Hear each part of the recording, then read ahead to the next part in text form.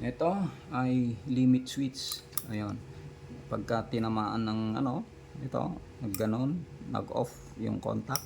So, ito pang control. Kaya tawag dito ay limit.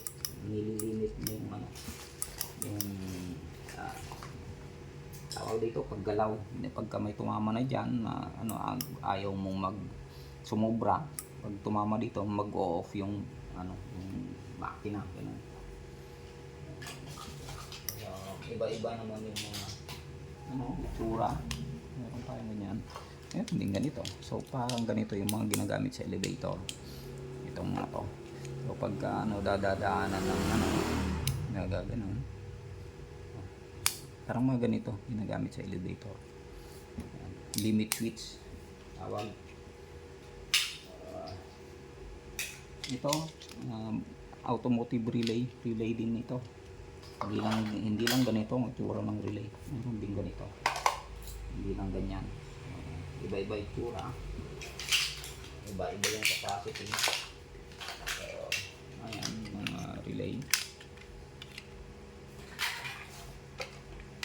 Relay din to, pero pang overload. Ayan. Ito ano to? Chung Chapa. So, ano to? Thermocouple. So, yun. Thermocouple pang sense ng temperature. Ayan. Pang nagagamit.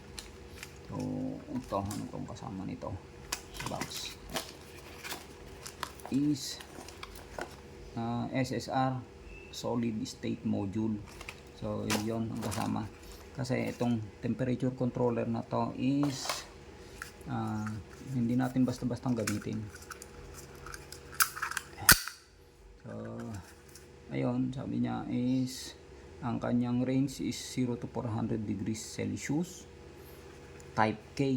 Kaya may K doon. So, type K daw ang pwede mong gamitin na sensor. So, yun, may kasama naman na siya. Kaya siguradong type K ito. Pag tinignan mo naman yung kulay, is type K. Itong kulay na to, yung itong insulation, type K. Tapos sabi niya dito, ang kanyang output is SSR. So, yung kailangan mo pala is SSR para sa kanyang output. Ang supply mo is 100 to 240 volts. So, hindi mo magagamit ito nang walang SSR. Kaya may doon sa kanyang box is may SSR. Yung kanyang output nito, ibig sabihin ng SSR is kung ano yung rating ng SSR. Halimbawa ito 3 to 32 volts DC, ibig sabihin yung output nito is voltage pala 3 to 32, ganon. Yan. So kung kung sukatan mo yung output nito is ito na 4 and 5. Ito 4 and 5. Pag sukatan mo yung voltage output ay nagre-range siya ng 3 to 32 volts. Yung 3 is 0 na yon, 0. 0 yung yung tawag dito, yung parang signal. Equivalent ng 0.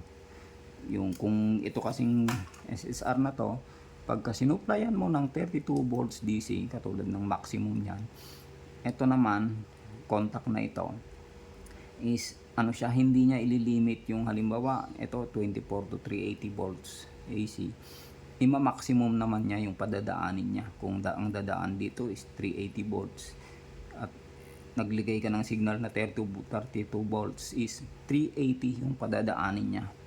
Halimbawa naglagay ka naman ng signal input mo rito na 15 volts, so kalahati din naman dito yung padadaanin niya na voltage. So ano na lang, 150, 190 volts na lang yung padadaanin niya.